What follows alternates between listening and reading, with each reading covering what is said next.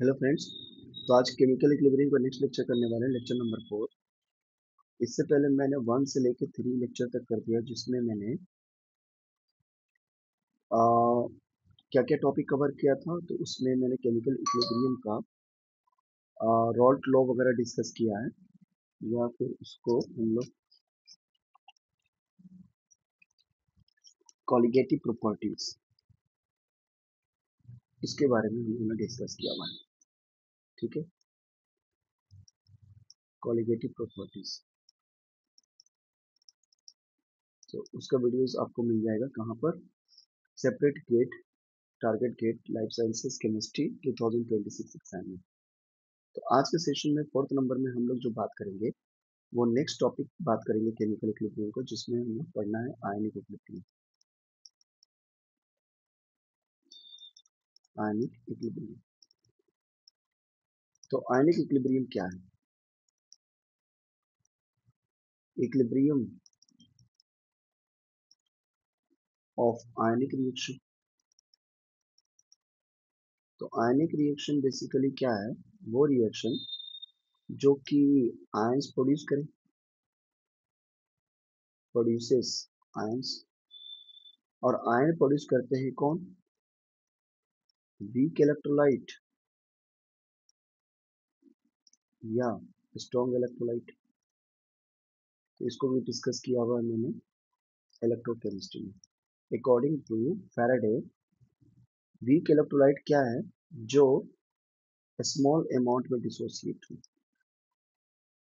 Small amount में dissociate हो। और स्ट्रॉन्ग इलेक्ट्रोलाइट क्या है? जहां कंप्लीटली डिसोसिएशन हो जाए, कंप्लीटली डिसोसिएट। जैसे इसका बेस्ट एग्जांपल होगा HCl या NaOH या H2SO4। और वीक इलेक्ट्रोलाइट बेसिकली क्या है? एसिटिक एसिड, ये इसका एग्जांपल है। या NH4OH, ये इसका वीक इलेक्ट्रोलाइट का एग्जांपल है। ठीक है, अब यहाँ पर ये आयनिक इक्विलिब्रियम किसके लिए अप्लाई होगा? क्या स्ट्रॉन्ग इलेक्ट्रोलाइट के लिए होगा या वीक इलेक्ट्रोलाइट के लिए होगा? तो आंसर है वीक इलेक्ट्रोलाइट के लिए होगा, स्ट्रॉन्ग इलेक्ट्रोलाइट के लिए नहीं होगा इक्विलिब्रियम। क्योंकि यहाँ पर अगर HCl की बात करें तो HCl कंप्लीटली डिसोसिएट कर जाएगा H प्लस और Cl माइनस में। तो एरो हमेशा फॉरवर्ड डायरेक्शन में रहेगा।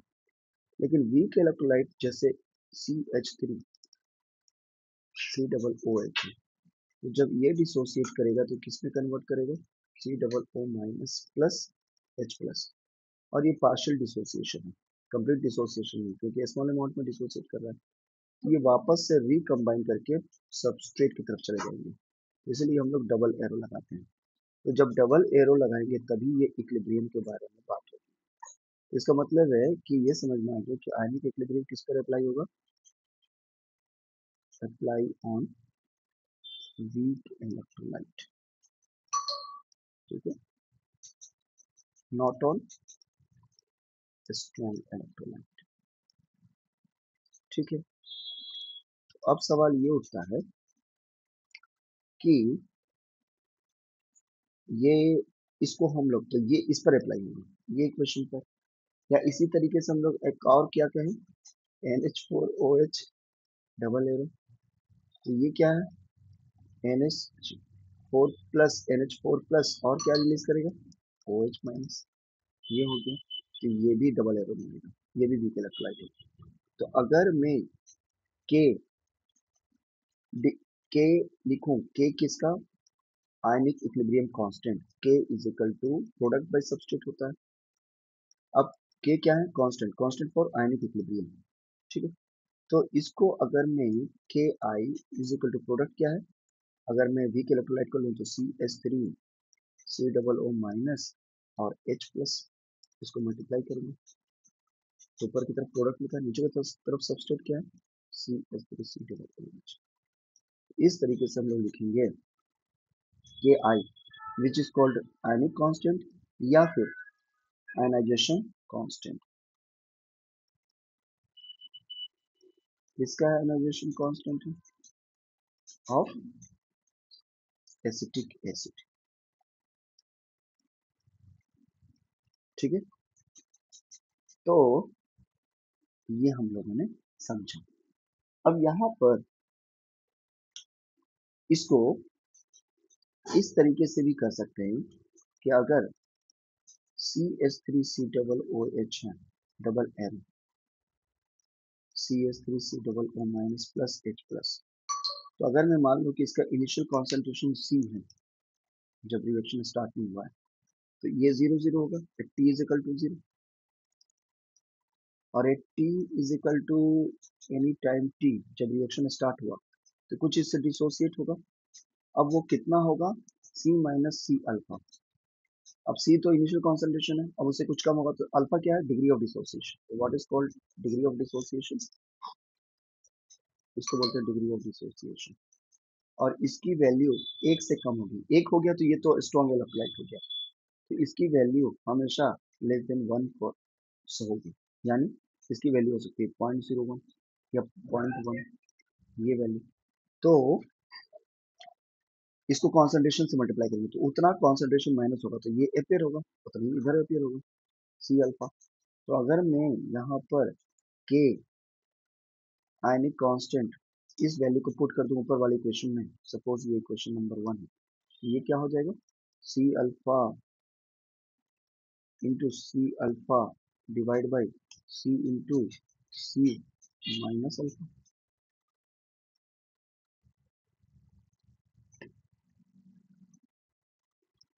ये क्या होगा, सी माइनस अल्फा, ये सी स्क्वायर अल्फा स्क्वायर, इधर सी, सी माइनस अल्फा, तो ये वाला वैल्यू, अच्छा यहाँ पे सी, सी इस तरह से लिखेंगे, चलो ये क्या होगा नीचे की तरफ, सी माइनस सी अल्फा, तो यहाँ से सी बाहर निकाल लिया तो 1 माइनस अल्फा, ये वैल्यू और ये वैल्यू कैंसिल होगा, ये क्या हो जाएगा, C alpha square 1 minus alpha. मैंने पहले बताया कि अल्फा का कॉन्सेंट्रेशन वैल्यू बहुत ही कम है, तो इसका मतलब है कि इस अल्फा को हम लोग नेग्लिजिबल मान लेंगे 1 के कंपैरिजन में।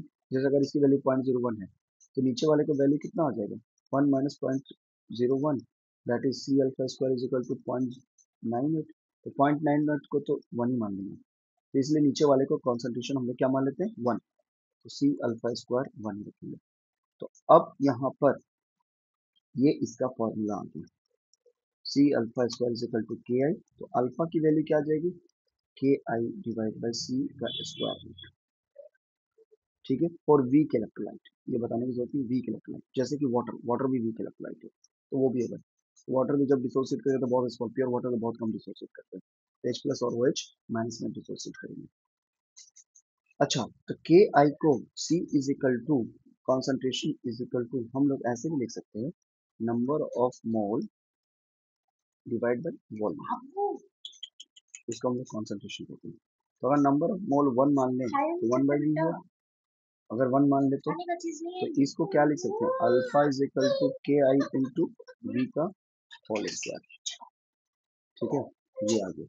एक दूसरा फॉर्मूला यहाँ पर, एक फॉर्मूला ये आ गया और दूसरा फॉर्मूला ये आ गया। तो इससे फायदा क्या है, इससे फायदा ये है कि अगर क्वेश्चन में वीक इलेक्ट्रोलाइट दिया हुआ है, इसको ले लो बेटा, जिसकी के आई वैल्यू दी हुई है, गिवन, तो पीएच फाइंड आउट कर सकते हैं क्या, पीएच फाइंड आउट कर सकते हैं, आंसर है यस, पीएच फाइंड आउट कर सकते हैं। अगर मेरे को यहाँ पर वॉल्यूम दिया, वॉल्यूम दिया या कॉन्सेंट्रेशन गिवन, क्योंकि यहाँ वेरिएबल कितना है, देखिए 3 वेरिएबल, 1 2 3, तो 2 कोई दिया तो तीसरा फाइंड आउट कर लेंगे, ठीक है। तो पीएच कैसे फाइंड आउट कर लेंगे, एच पर से कॉन्सेंट्रेशन आ जाएगा, समझ पा रहे हैं, जैसे फॉर एग्जांपल के आई दिया हुआ है, जैसे इसको क्वेश्चन को लिखे, के आई और एसिटिक एसिड ये दिया हुआ है 4.1 इंटू 10 टू द पावर 6, ये दिया हुआ है, ठीक है, और सी दिया हुआ है 0.01 मोल, ठीक है। तो यहाँ पर मेरे को इसका पीएच फाइंड आउट करना है, क्योंकि ये एसिटिक एसिड डिसोसिएट करेगा तो किस में कन्वर्ट करेगा, CH3COO minus plus H plus, तो H प्लस पीएच होता है, तो पीएच अगर फाइंड आउट, तो पीएच अगर फाइंड आउट करना है इसका, pH is equal to what, तो pH is equal to minus log H plus concentration होता है, ये मालूम है। तो H प्लस का कॉन्सेंट्रेशन कैसे फाइंड आउट करेंगे, C अल्फा से, तो मुझे C दिया हुआ है, अल्फा फाइंड आउट कर लेता हूँ, तो अल्फा की वैल्यू कितनी होगी, स्क्वायर रूट ऑफ के आई डिवाइड बाई सी, ठीक है। तो यहाँ पर के आई की वैल्यू 4.1 इंटू 10⁻⁻6 और इसकी वैल्यू कितनी है 0.01, ये वैल्यू कितना आ गया 4.1 इंटू 10⁻, ये ऊपर की तरफ जाएगा तो 10⁻4 हो जाएगा, यानी 2 इंटू 10⁻⁻2 अप्रॉक्सीमेटली ये आएगा, ठीक है। तो ये वैल्यू को सी अल्फा को करें, ये वैल्यू कितना आएगा 2 इंटू 10⁻2 इंटू अल्फा की वैल्यू तो मालूम, सी की वैल्यू कितनी है अगेन 10⁻2, ये वैल्यू हो जाएगा 2 इंटू 10⁻2, तो पीएच की वैल्यू कितनी आ जाएगी, पीएच फाइंड आउट हो जाएगा माइनस लॉग 2 इंटू 10⁻4, तो अब इसे कैलकुलेट कर देंगे, 4 माइनस लॉग 2 की वैल्यू जो होता है 4 माइनस 0.301, ठीक है ना, तो ये कर लेंगे, होप सो ये क्लियर है, ठीक है। तो इस तरह से हम लोग इसका वैल्यू फाइंड आउट कर लेंगे, यहाँ तक समझ में आ गया,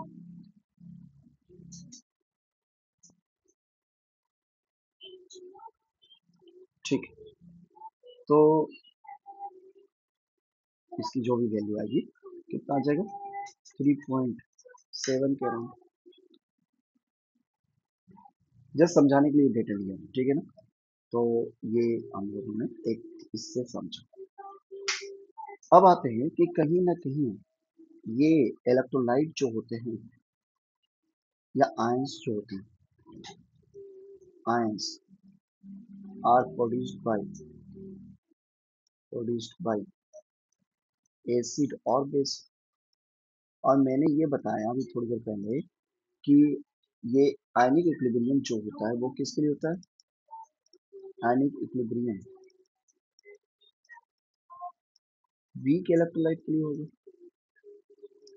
या फिर वीक एसिड और बेस के लिए होगा। तो अब कैसे मालूम चलेगा कि कौन स्ट्रॉन्ग एसिड है कौन वीक एसिड है, क्योंकि आयनिक इक्विलिब्रियम सिर्फ वीक एसिड के लिए ही या वीक बेस ही होता है या वीक इलेक्ट्रोलाइट के लिए। तो इसको स्ट्रेंथ को मेजर करने के लिए, to measure strength of acid और बेस, तीन कॉन्सेप्ट आपको समझना है, जिसको हम लोग क्या बोलते हैं, फर्स्ट कैसे मेजर करेंगे, तो सबसे पहले आए यहाँ पर एरेनियस एरेनियस इक्वेशन या फिर एरेनियस कॉन्सेप्ट ऑफ एसिड और बेस। ये बहुत पहले की बात है, 1884 में इन्होंने बोला कि एसिड वो होगा, acid are those which releases H plus in aqueous condition, जैसे वाटर में डिसॉल्व कराएंगे, जैसे HCl को वाटर में डिसॉल्व कराया तो H प्लस और Cl माइनस थे, और ये वाटर के साथ में कंबाइन करके क्या बना देगा H3O प्लस, जो कि मोर स्टेबल है, H प्लस से मोर स्टेबल है, ठीक है ना। तो या तो H प्लस रिलीज करे या दूसरा H3O, इसको बोलते हैं हाइड्रोनियम आयन, हाइड्रोनियम आयन, ठीक है। ये तो ये कॉन्सेप्ट था वाटर में डिसॉल्व करने, इसी तरीके से बेस वो होंगे, bases are those which releases faster OH minus ion into aqueous condition, यानी अगर मैं एक्वस कंडीशन में रखूं बेसिस को, डिसॉल्व करूं, तो वो OH प्लस दे, सॉरी OH माइनस दे, इसको हम लोग क्या बोलेंगे, इसको हम लोग बोल देंगे ये रिलीज करें, रिलीजेस, ठीक है ना। और H प्लस अगर रिलीज करें तो वो क्या है, एसिड। तो अब इसकी एसिडिटी कैसे मेजर करेंगे, मैंने बोला कि तो एसिड स्ट्रॉन्ग एसिड या स्ट्रॉन्ग बेसिस, जितना जल्दी H प्लस रिलीज करे उतना स्ट्रॉन्ग एसिड, जितना वीक रिलीज करे उतना वीक, ठीक है। जितना फास्टर करे उतना स्ट्रॉन्ग, जितना स्लो रिलीज करे उतना वीक। तो अब बहुत प्रॉब्लम है यहाँ पे, ठीक है ये समझ में आ गया, लेकिन यहाँ पे लिमिटेशन था। लिमिटेशन क्या है कि एसिड और बेस ऑफ ओनली दो सब्सटेंसेस या electrolyte can be known which are dissolved, which can be dissolved in water, dissolved in water, जो वाटर में डिजोल्व होंगे वही कर सकते हैं। तो ये सभी वाटर में डिजोल्व नहीं हो सकते, तो उनका एसिड और बेस कैसे फाइंड आउट करेंगे, तो ये एक लिमिटेशन हो गई। दूसरा, उनके पास presence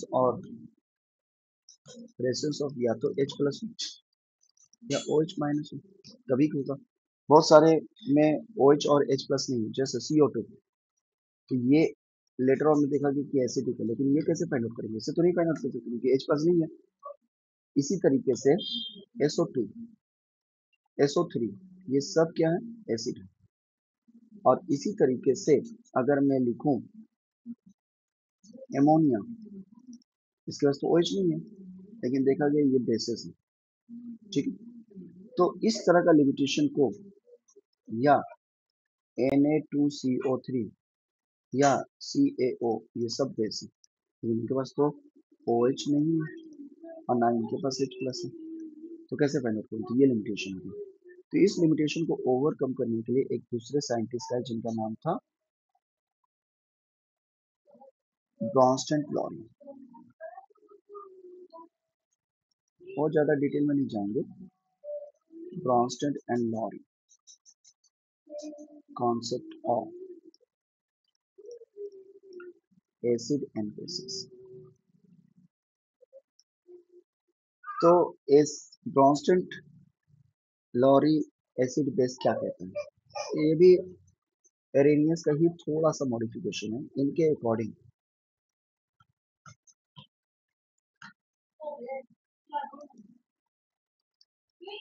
According to them, acids are those which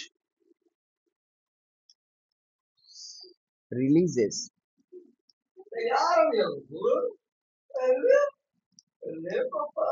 proton, proton, ठीक है, प्रोटोन, ठीक है, while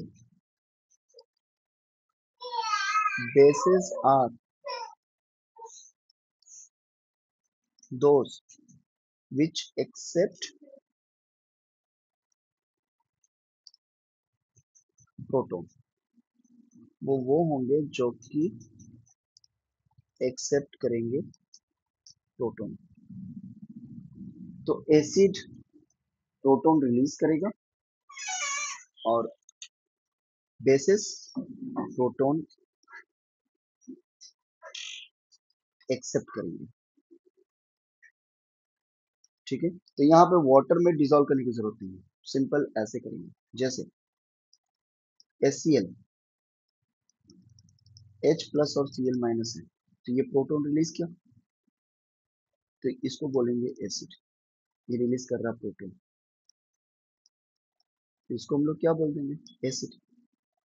अब ये जो H प्लस और Cl माइनस रिलीज किया, ठीक है, ये H प्लस रिलीज किया, तो अब ये इसके साथ में Cl माइनस भी रिलीज किया।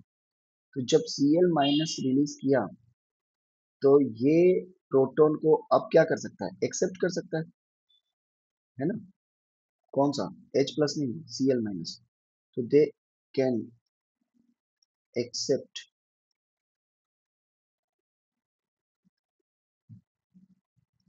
एक्सेप्ट प्रोटॉन, ये प्रोटॉन को एक्सेप्ट कर सकता है। तो इसको हम लोग, तो इसका मतलब बेस की तरह काम करेगा, लेकिन इसको हम लोग डायरेक्टली बेस नहीं बोलेंगे क्योंकि ये एसिड से आया हुआ है, इसलिए इसको हम लोग बोलते हैं conjugated base, base of acid, क्योंकि एसिड से बना हुआ है। तो यानी एसिड जब Cl माइनस रिलीज करेगा तो इसको हम लोग कंजुगेटेड बेस ऑफ एसिड बोलेंगे, यानी ये दोनों पेयर है। एसिड जब भी प्रोटॉन रिलीज करेगा तो क्या बनाएगा, कंजुगेटेड बेस, तो इसको एसिड कंजुगेटेड बेस पेयर बोलेंगे। इसी तरीके से तो दोनों में क्या डिफरेंस है, सिर्फ प्रोटॉन का डिफरेंस है, दोनों में सिर्फ प्रोटॉन का डिफरेंस है, प्रोटॉन डिफरेंस।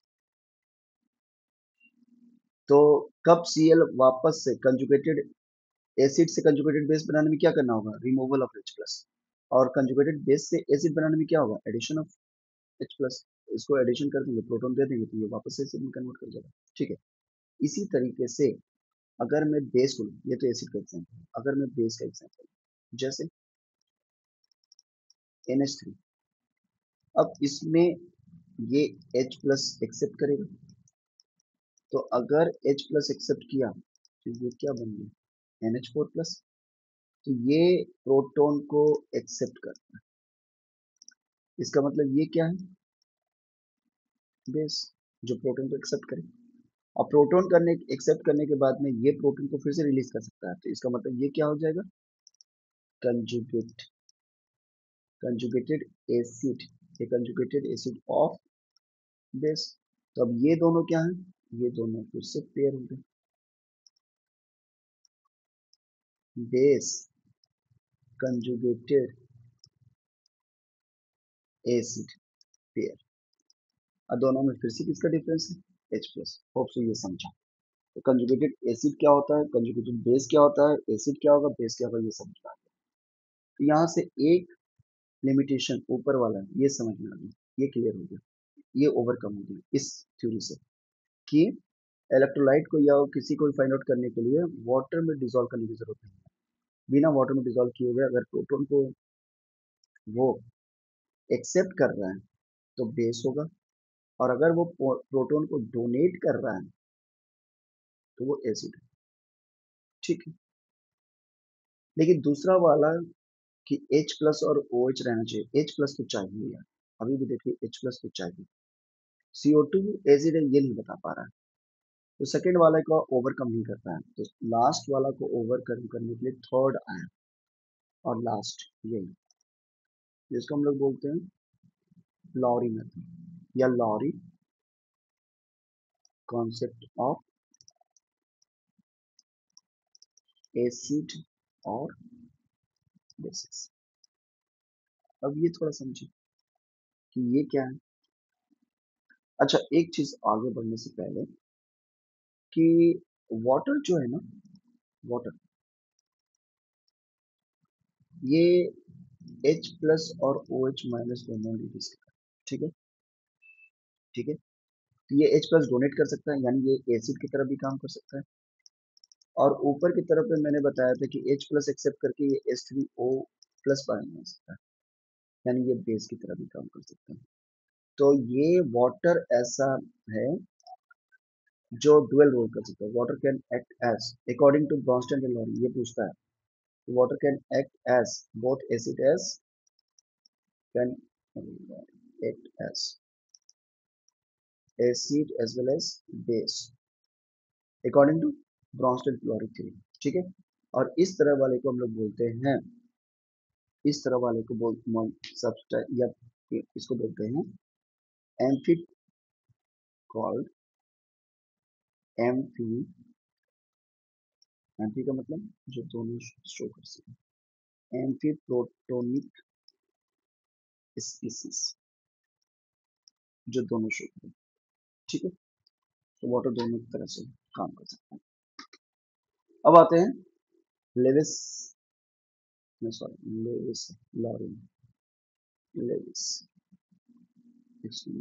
ये क्या है, Lewis concept of acid and base. तो Lewis concept of acid base क्या कहता है, ये कहता है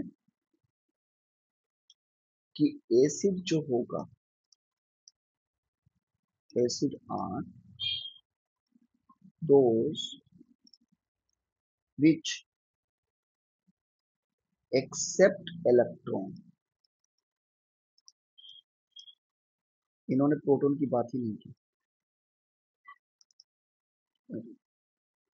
जो इलेक्ट्रॉन को एक्सेप्ट कर सके, और बेसिस वो होंगे विच डोनेट इलेक्ट्रॉन। तो एक डोनेट करेगा तो दूसरा एक्सेप्ट कर लेगा, तो एसिड बेस हमेशा साथ में रहेगा। ठीक है, जैसे अब यहाँ पर एक एग्जांपल समझते हैं, जैसे NH3, NH3, तो NH3 के पास में फ्री इलेक्ट्रॉन है, N के पास में आउटरमोस्ट शेल में कितना इलेक्ट्रॉन होगा, 5, लेकिन ये 3 के साथ में क्या कर रहा है, हाइड्रोजन बॉन्ड बना रहा है। इसको ऐसे और ज्यादा अच्छा, 1 2 3 और 2, ऐसे। तो इसके साथ में ये क्या फॉर्म कर रहा है, हाइड्रोजन बॉन्ड, लेकिन ये दोनों खाली है। तो इसका मतलब है कि ये इलेक्ट्रॉन को डोनेट कर सकता है, तो इलेक्ट्रॉन को डोनेट करेगा तो ये क्या हो जाएगा, बेस, ये बेस होगी। और BF3, ठीक है, BF3, BF3 के पास में आउटरमोस्ट शेल में क्या है, ये खाली है, तो ये क्या कर सकता है, इलेक्ट्रॉन को एक्सेप्ट कर सकता है। ठीक है, तो ये एक्सेप्ट कर सकता है इलेक्ट्रॉन को।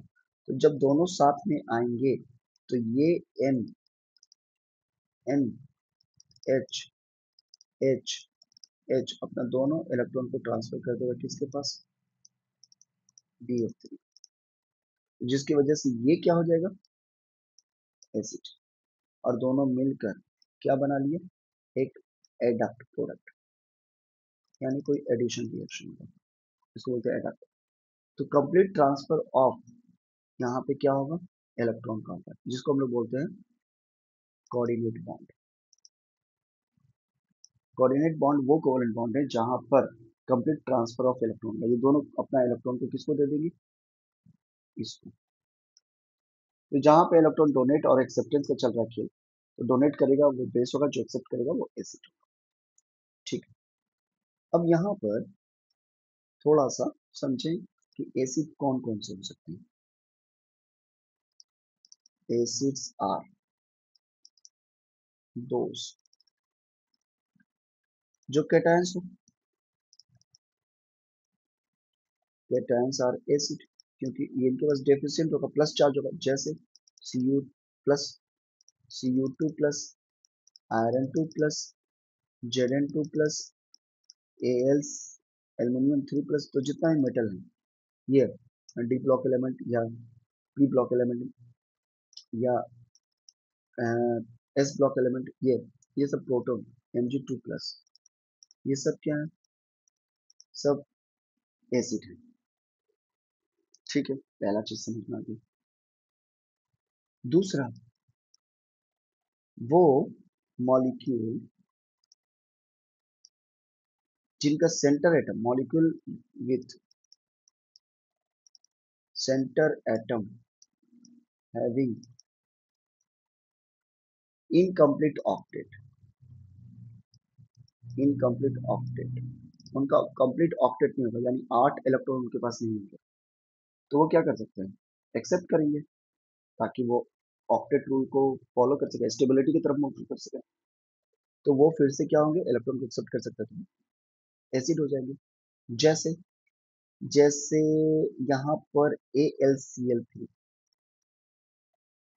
BF3, ऊपर वाला BF3, ठीक है, उसके साथ में FeCl3। चलिए देखिए कैसे, ये ऑक्टेट रूल को कंप्लीट नहीं कर रहे हैं, ऊपर वाला भी ऑक्टेट रूल को कंप्लीट नहीं कर रहा।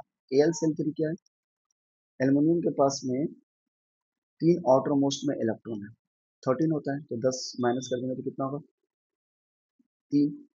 3 ही इसके आउटरमोस्ट शेल में, तो 3 ही क्या करेंगे, ये क्लोरीन के साथ में कंबाइन कर लेंगे।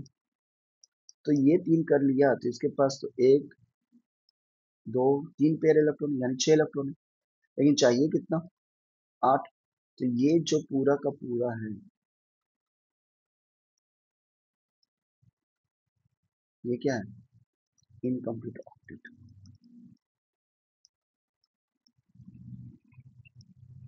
कितना चाहिए था, 8, है कितना, 6, यानी ये कहीं से लेंगे।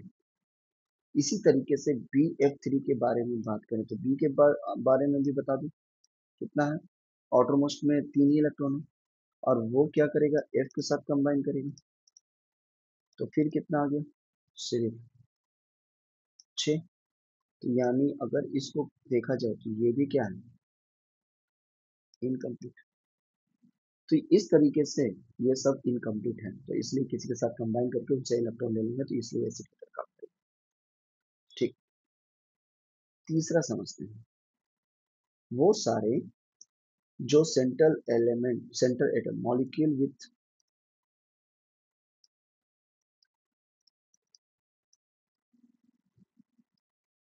central atom having vacant, खाली हो, p और d ब्लॉक या d ऑर्बिटल, p या d ऑर्बिटल खाली हो, तो इससे क्या होगा, वो इलेक्ट्रॉन को शिफ्ट करा लेंगे, वहां पर एडजस्ट करा लेंगे। ठीक है, जैसे एग्जांपल SnCl4 या SiF4, ये क्या है, p ब्लॉक एलिमेंट है, और इनके पास d ब्लॉक खाली है, तो d ब्लॉक खाली है तो वहां पर इलेक्ट्रॉन को एडजस्ट करा लेंगे। जैसे SiF4, अगर F2F मिले तो इसके साथ SiF6 बना लेंगे, क्योंकि ये दोनों कहाँ शिफ्ट हो जाएगा, d ऑर्बिटल में, तो इलेक्ट्रॉन को एडजस्ट कर लेंगे। तो ये क्या हो गया, अगेन ये शो करेंगे acidic property. Last but not the list one, molecule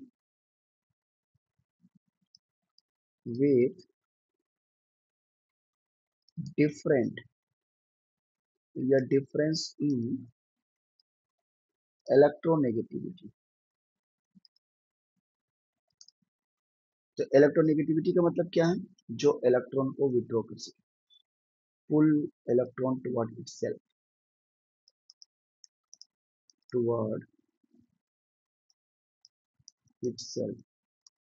जैसे अगर मैं CO2 लिखूं, CO2 का स्ट्रक्चर कैसा होगा, C सेंटर में, दोनों तरफ ऑक्सीजन, तो ऑक्सीजन की इलेक्ट्रोनेगेटिविटी कार्बन से ज्यादा है, तो इलेक्ट्रॉन को खींचेगा अपनी तरफ। तो जब इलेक्ट्रॉन खींचेगा तो ये दोनों इलेक्ट्रॉन पेयर है, तो ये दोनों कहाँ शिफ्ट हो जाएंगे, इधर, नेगेटिव चार्ज आ जाएगा, इलेक्ट्रॉन जहाँ जाएगा नेगेटिव चार्ज होगा, और जहां से गया उसके ऊपर क्या चार्ज आएगा, पॉजिटिव। तो यानी ये पॉजिटिव होने की वजह से ये इलेक्ट्रॉन को क्या कर लेगा, can accept, can accept electron. इसीलिए CO2 क्या है, एसिडिक, ये एसिडिक, और यही रीजन है SO2 और SO3 का। इलेक्ट्रोनेगेटिविटी डिफरेंस होने की वजह से सेंट्रल एटम और सराउंडिंग एटम के बीच में वो क्या शो कर सकते हैं, एसिडिक प्रॉपर्टी।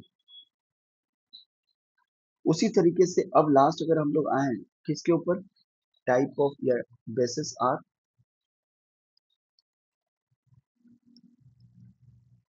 दोस्त